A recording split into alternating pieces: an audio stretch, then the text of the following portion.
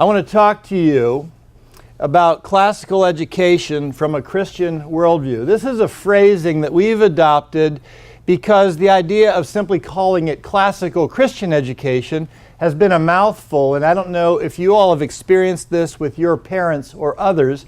Sometimes it's a bit of a mountain to climb, and so we have decided to use this phrasing in certain contexts. Doesn't mean we've abandoned other phrasing, but it seems to be a little bit easier to unpack. And I ask you to consider that as you think about bringing parents and friends along in this whole area. I want to talk to you now about some of the problems with today's education. I think many of you here and listening to this know a lot of these problems, but I ran across this list as I researched some of what other people might be saying, and I got to tell you, this list was disturbing at a number of different levels. I want you to bear with me a little bit as we go through this. The first thing that this writer wrote in a pretty significant blog, actually, was that parents are not involved enough. Well, I think we understand that as a nation, maybe even worldwide, that there are problems with parental involvement in the education and upbringing of their children. That makes a lot of sense. And then he goes on to say, schools are closing left and right. Well, that seemed a little puzzling. Not because it might not be factually true, it might be. I haven't studied it, I haven't looked into it, but because I don't think that's a reason that the system is failing. I think that's a result of the system failing. Our schools are overcrowded. Ditto to what I just said. Seems like we're kind of missing the point here. Technology comes with its downsides. Okay, true enough. Does that tell us why the system is failing? There's a lack of diversity in gifted education. Having a little trouble connecting that one as well. School spending is stagnant even in our improving economy. Okay, well, maybe there's a case to be made for school spending, needing to, but the question might be, what are we going to spend it on? There's a lack of teacher education innovation. Well, maybe so. I don't know how you get numbers and data to support that. 80% of students are graduating high school, yet less than half of these students are ready for what's next. That's not why it's failing. That is it's failing. Some students are lost to the school-to-prison pipeline. I hope there's not a pipeline there. But maybe there is, and I didn't ever see it. There's a nationwide college gender gap, and surprisingly, we are not focusing on it. Well, what I found really disturbing about this list was that it didn't really answer the question. The question, though, we need to be clear about, and that is why. There's a wonderful talk that's a TED Talk. I would ask you to consider listening to it. You can find it by Googling it. That talks about how people respond to why. And if you want to motivate your charges, whether they be children that you teach, older children, I would say, or parents, or the people that you oversee, tell them why. People respond to why. This doesn't help me understand why secular education in America is failing. It helps me understand that it is in a way that defines some things a little bit, but I think it's still problematic. Therein lies the problem in some senses. We haven't been able to identify a problem well in order to fix it. And that's been going on, in my estimation, for a very long time. But it's not just in secular education. I think we've got some problems in Christian education that we're trying to figure out also. Now, this is not someone else's list for me to criticize. This is my list for you to criticize if you choose to. I think there is a lack of vision in a typical Christian education. There's not a clear understanding, again, of why we're doing what we're doing and what we're trying to produce. There is not a clear sense of academic standards. When are we finished? What is our goal? What do we hope to produce? Are very significant questions that we need to answer as part of the process of what we're trying to accomplish in a K-12 education. Curricular options have been a problem for a long time. We had a real restart in the early 70s of Christian education, and it was started by organizations who were faced with a fairly difficult task, and that was to take children and provide them a Christian education without Christian curriculum. And so companies like Abeka became a reality, and frankly, they did in some senses what they could at that moment, but I wonder if they've progressed as they might have if they had continued to move things forward. Did they develop better thinking about how we integrate Christian thinking and Christian worldview into our curriculum? And so it was a wonderful place to start, but not a place to stay. And I think that's been problematic, if not epidemic, of some Christian education. I think there's also been a problem in a sense in being willing to deal with secular material. Christian education has sometimes been a bit allergic to dealing with secular work. And I can tell you, as you know, that if we're not willing to do that, we're not building up the strong, mature Christian thinking that we need to have in our children. You know that when you talk to your neighbor, when you go to the grocery store, when you go to the Little League baseball game, that you're going to run into things that you need to be able to provide answers to and explanations for and rhetorically effective responses. And this right here, point number 4, a willingness to deal with secular material, is the beginning of doing that. And it requires us to understand what we're dealing with and then be able to address it according to God's Word and in a mature, godly Christian way.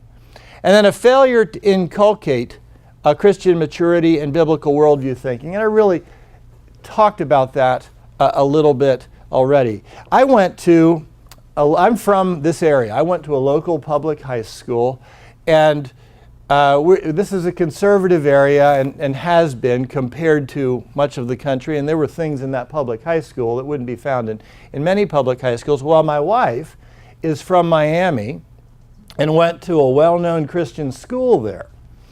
At my 10-year high school reunion, which happened several years before hers, I went there. We had a wonderful time, and it was a group of people that I enjoyed seeing again. I didn't live in the area at the time, and so it was revisiting with those people. At my wife's 10-year reunion, it was, well, anything but a celebration of coming back together of kids who graduated from a Christian school.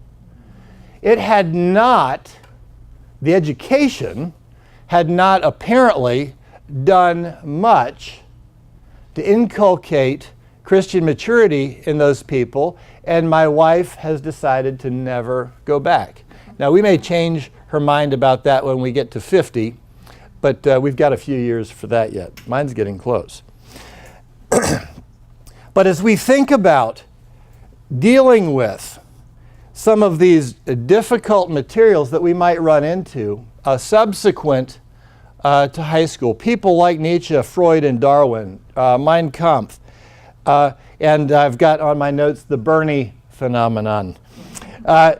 We've had a funny thing happen from time to time at homeschool fairs when we have our books on display and people see things like Mein Kampf on our shelves without any explanation and little understanding of who we are. It's been an interesting conversation to bring them to think in the way that I'm suggesting we ought to think. But if we're not familiar at some level with what has caused our world to get us to this day in 2017, then we probably are not going to be prepared to address those around us in the most effective way.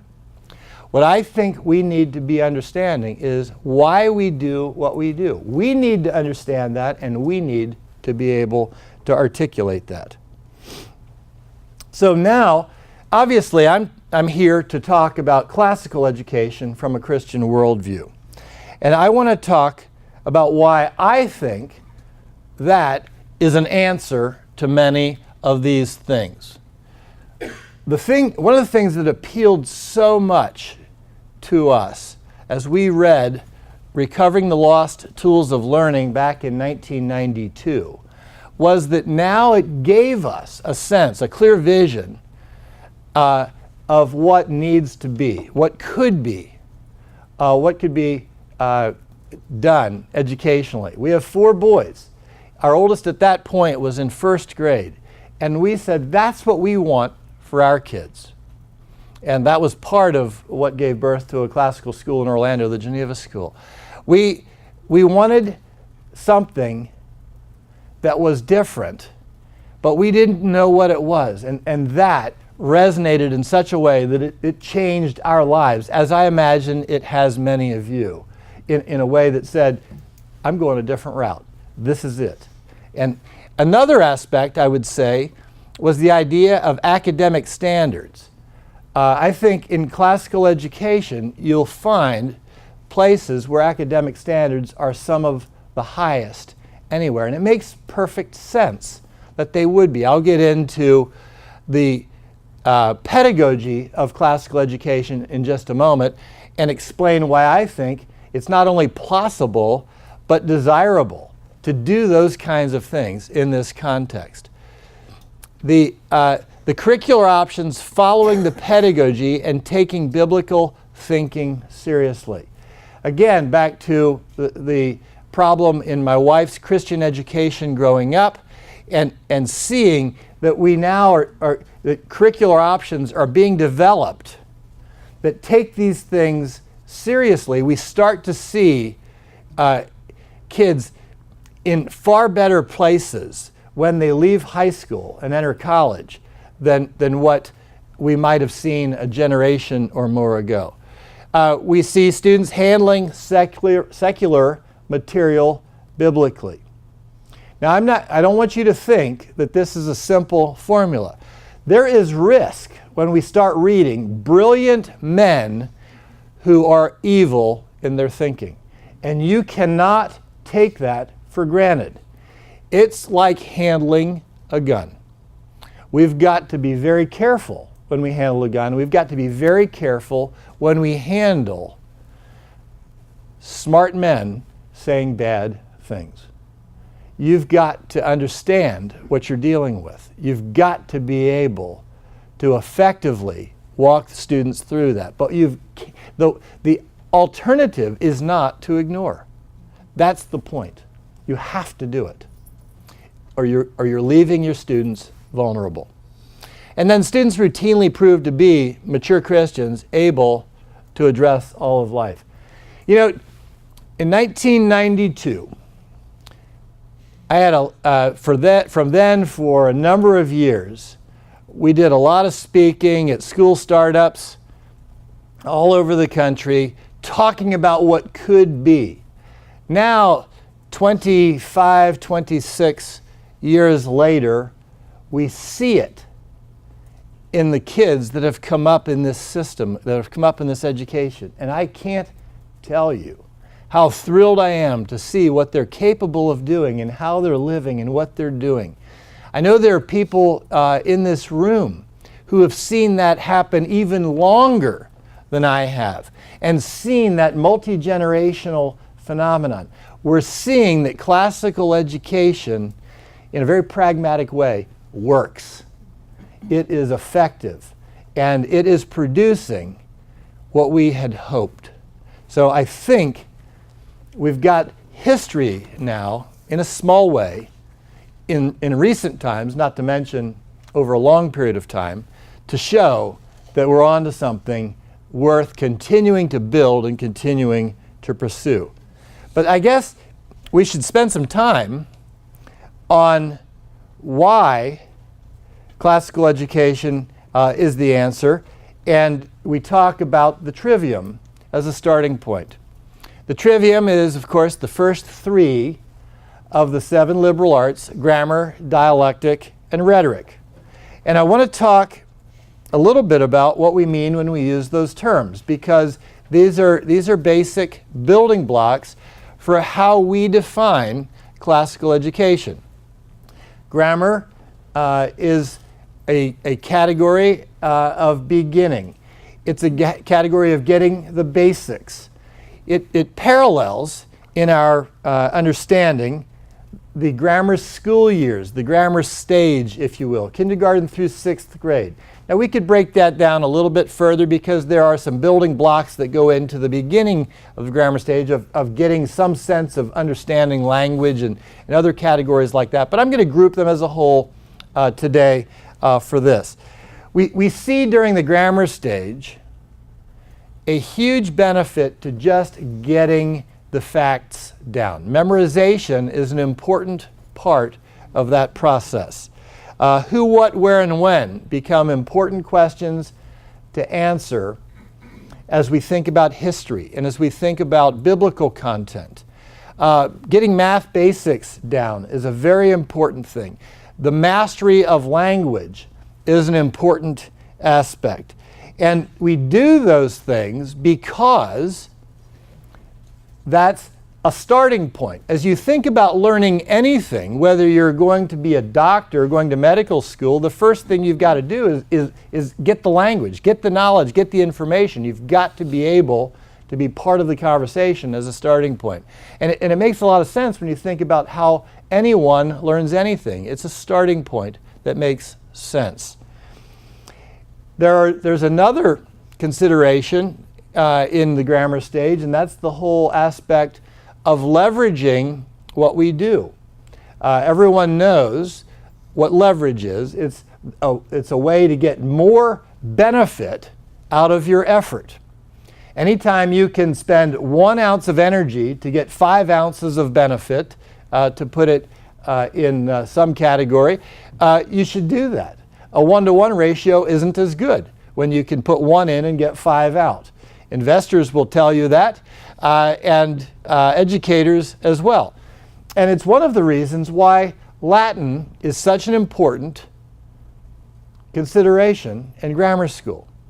It used to be the case that Latin was core to an education, but it went away with pragmatic thought and with the idea of educating toward a job and toward a career, rather than making a free and educated man. And so Latin becomes really, in some significant sense, the paradigm discipline of the grammar stage. And what Latin does for you, for the student, can hardly be underestimated. First of all, I mentioned the idea of leverage. It's a tool of leverage for the mastery of our own language of English, since most of our words come from it. I once interviewed a Latin teacher for a position here in Lancaster, and they were talking about the fact that one of the reasons they love Latin is because it wasn't until they studied Latin that they really felt like they understood English grammar. Of course, Latin, learning Latin roots is enormously helpful for for English vocabulary, for reading great works and understanding words you haven't previously encountered. There are all kinds of things that come out of the study of Latin. And if you need any basic proof, just think about what our kids are reading by the time they've had a couple years of Latin compared to what's typical. And it is remarkable. We'll routinely have people pick up the Veritas Press catalog and look at it and say, they'll look at 5th grade or 7th grade and say, can the kids really read this stuff at this age? The answer is not only yes, but it's primarily because they've taken some Latin and they've advanced their language skills in a leveraged way. The next stage, dialectic or logic, recognizes the changing nature of the learning process. And it recognizes that when you've gotten a grasp of the facts, it becomes important to understand the relationship between those facts. So in the context of our K-12 education, we think of that as the middle school or junior high years, maybe 7th through 9th grade. The idea is students are less inclined to be memorizing. They've grown a little bit. They've become a bit more argumentative. Maybe pert would be polite, but I like argumentative because I've been there. And so what we want to do is teach them to argue well. Now, you talk about a tool of leverage. You talk about teaching with the grain. You talk about a dangerous formula. Teach someone who wants to argue to do it well, and you can expect that there will be opportunity for problems. And there is. But it is a wonderful opportunity.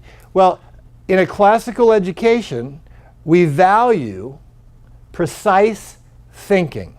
We value thinking in general. And I'm here to tell you that I believe that the teaching of logic, the paradigm discipline of the dialectic years, is of not only great importance in the process, but it is the art of thinking. If you've ever heard anyone say, we just don't teach children how to think anymore, I think they're saying the same thing as, we really should teach them logic. Teach them formal logic, teach them informal logic, teach them how to think are all related very closely. Formal logic, of course, is a bit of a mathematical type of logic. A cannot be A and not A at the same time in the same relationship. Informal logic or logical fallacies will talk about things like an ad hominem fallacy, where we might criticize someone as to what they think because we don't think much of them, rather than evaluating simply what they're saying. These become very important in the process. In history, we want to talk about how and why. How did the war between the states relate to the war for independence? Students care about those things, and so we want to be working through those things with them. And it is remarkable to see how we retain the students' interest as we continue to progress the education along with what they engage with and what interests them. Thankfully, they don't stay in this stage. They start to care about how they're perceived. They want to be perceived well. They want to be well thought of, and they start to care about how you interact with them. Rhetoric is the stage we're talking about now. Let's call it the high school years, because we see students progress into that very naturally and very nicely. And so we want to teach them rhetoric.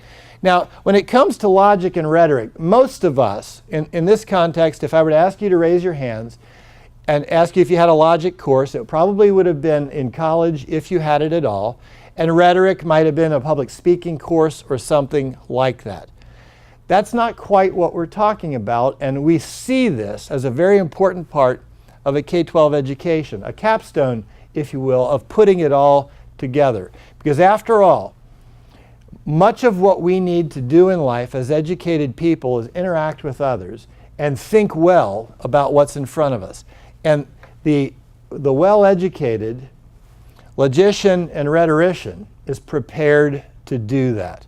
And we see it was very, very important many years ago to learn rhetoric. Aristotle wrote a book called Rhetoric. We have other things the ad hominum, I almost said ad hominem, that were a very important part of education that we discarded. Now, we don't have time to go into a history of why that happened today, but we can be certain that those are extremely important as part of an education. It's one of the reasons why I am so excited to see what's happening in classical education circles and the value of these things coming back. And we are very pleased to see this godly maturity that can deal with anything coming out of this generation of classically educated kids. We are about to introduce a rhetoric curriculum. It's in what we might call final editorial stage now, and it's called A Rhetoric of Love. And the reason that we called it that is because we think, as we've seen, it's been one of the areas I've been concerned about in classical education. For as much as I've seen that's been extremely good, there's been an area I've been concerned about, and that's a simple taking of Aristotle's rhetoric and putting it into today's context in a classical Christian education. We think that it's exceptional, but we think there's something better. Jesus said in the Sermon on the Mount, "You've heard it said," and then he goes on to say, "But I say unto you." And we think that it's time to understand rhetoric in the context of servant leadership in a way that isn't quite Aristotle's communication. So I'm excited to think about what that can be as we think about Christian rhetors graduating from classical education at schools and homeschools. There's another aspect to classical education that sometimes gets lost in the process, and that's the whole idea of content that is a very important part of what we do. Mortimer Adler, I believe, should be credited with coining the phrase the great conversation, the idea of connecting our thinking with the thinking that went on from the past. I can tell you, as I interact with my friends on the golf course and in business contexts and that sort of thing, one of the most significant lacks is knowing what we stand on, knowing the past, knowing how we got here, and being part of the great conversation is one of the ways that we understand that. What I mean by this term, what I believe Adler meant, was connecting. The books that have survived in terms of popularity, in terms of greatness, are books that we need to be familiar with and our students need to be familiar with in order to know how we got where we did and the impact that we're dealing with today. And so we think that it is a very important thing that we think about some content elements also. It's one of the reasons why we created a curriculum called the Omnibus Curriculum, and a number of people sitting here were involved in the creation of that and the writing of that.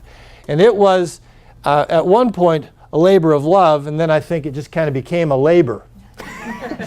It was a long process. I believe the 6 books took us over 7 years, maybe 8 years to create, and there were at least dozens of people involved in every book, and we thought we would never finish. But we did, and it has become a way to become part of that great conversation, thinking about the books from the past, secular and Christian works, biblically. And it has been a remarkable way to connect and to really do what we've talked about being able to do. We think that it's important. Some people like doing it just because they like learning about the past. Now, I was never a big history student. And part of it was because what I was taught about history. The thing I remember from my study of medieval times was learning about the feudal system. Well, that's important, but that's not the core thing you want to take from a study of the Middle Ages. There are a lot of very important people there to become familiar with and to read about. But my education didn't give me that. My wife's a little bit more interested in history, and she helped me understand that there were some important things to learn from the past. And one of those things that we want to learn from the past is how it impacts us today and how we look at the future. Because if we know what happened in the past, we can avoid this 50-year phenomenon of we've forgotten anything that's happened and we're doomed to repeat it. And we don't want to keep doing that. We want to build on the past. We want to avoid the mistakes from the past. And I believe that participating in the Great Conversation is one of the ways that we do that. Now, conspicuously absent so far is mention of a woman named Dorothy Sayers. Dorothy Sayers was a contemporary of C.S. Lewis and J.R.R. Tolkien and others. She was one of the Inklings in Oxford. And she, of course, delivered a talk that is now known as an essay called The Lost Tools of Learning. And if you haven't read that, please read it. It's available online by Googling. It's on the Veritas Press website. You can find it many places. But when we read that, there were several things that were very impressive to us. One of them was her ability to turn phrases. She was just a very effective writer, very clever, very interesting. And I believe that one of the things that contributed to that was her classical education and how she had taken that, with a great gift for writing, no doubt, as well, to apply that as she talked about education and how it had fallen at that point and would probably never be what it had once been. And then she went on to talk about the Trivium and a number of other things that we now define as classical education from a Christian worldview. One of the things that was great genius was the idea that adopting this Trivium mindset into a K-12 world really was teaching with the grain with the children. I mentioned earlier that grammar stage children love to learn. Make it fun, make it interesting. They'll learn anything. It doesn't matter if it's a Latin declension, a collection of historic events, biblical books, biblical verses, all scientific data. Doesn't matter. Make it fun, make it interesting. They'll learn anything. And I don't need to go outside this room to prove that to you, because all I need to do, which I'm not going to do, is start any number of songs that started, for some of you, that were first played in the 60s, maybe the 70s for some of you, and the 80s for some of you, and who knows, maybe some of you would have to start in the 90s. I don't understand those people. But you could sing the whole song if I gave you 3 notes. Music is a wonderful phenomenon for memorization.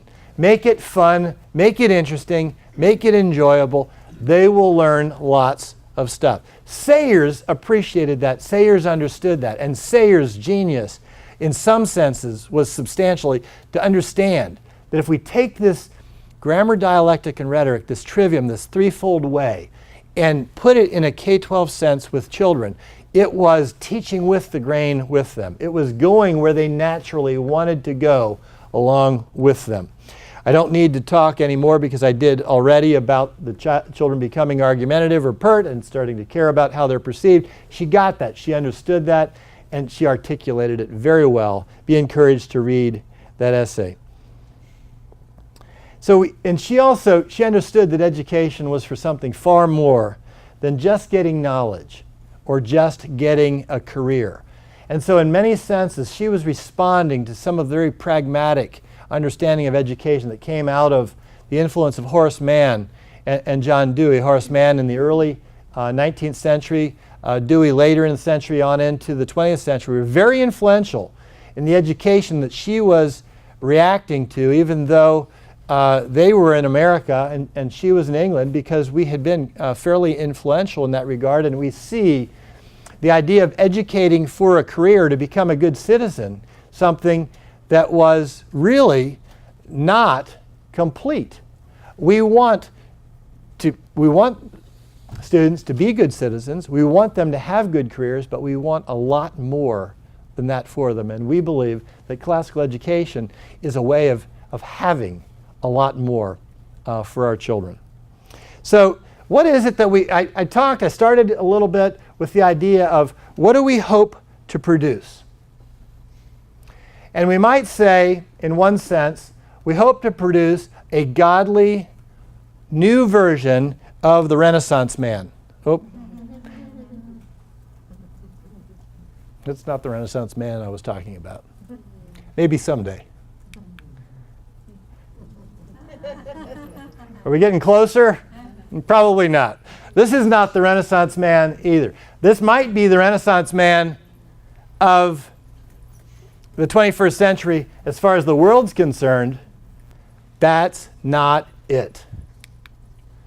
Maybe a little better. Now, is he a Renaissance man because he's dressed in clothing that's more than 250 years old? No.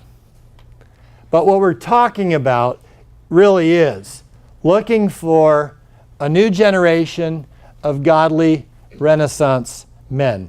And please forgive me for not being politically correct by saying men and women. I'm not excluding you, women, when I say a Renaissance man. That wasn't the way it was historically, and I'm old enough to be stubborn enough to not concede that point. We're talking about a Renaissance generation, though. We're talking about people who can run into anything and know what to do with it, who can be faced with the most difficult of circumstances and figure out best solutions, who can find themselves in places they've not been before and work their way out of them, and who can lead in ways that might just do a little bit better than Bernie, Hillary, or Donald. They might be able to solve what seems to be an insurmountable problem in our federal context. They might be able to help us, by the grace of God, to see the church once again become an influential and reforming power, not only in America but throughout the world. They might be able to deal with medical ethics, technological advancement, and business acumen in ways that would not only be pleasing to God, but see the development of His kingdom in ways that we haven't seen for a long time. We have tools today that none of us envisioned 20 years ago, and 40 years ago, my goodness, it wasn't even close. There may have been people out there who could see the future of from then of 2017, but I doubt it. It has taken us by storm. And those tools, in and of themselves, are not evil things. It's not a good thing to sit at dinner with your wife and be on your phone for the entire dinner, I'll grant that. But that's not the problem. The problem's here. It's in us. Let's learn with a classical education from a Christian worldview to take those tools for the sake of God's kingdom and see them develop in ways that are just hard to imagine. The ability to know things, to learn things, to do things is absolutely incredible. We're driving along. I still remember this. My oldest son, who's now 31, we're thinking about things and we're talking about things, and 2 minutes later, he's got the answer because he's using his cell phone. We had to adopt that mindset. Siri is one of my best friends when I'm driving. Siri finds all kinds of things out for me, from who's winning the U.S. Open golf tournament to where I need to turn next to get where I'm going. It's amazing what kind of knowledge we have available to us. But if we don't know how to harness that knowledge for the sake of the kingdom, we're going to be as lost in many respects as the world is. And if we do know how to harness it, we will be in a position to lead the world into righteousness by the grace of God.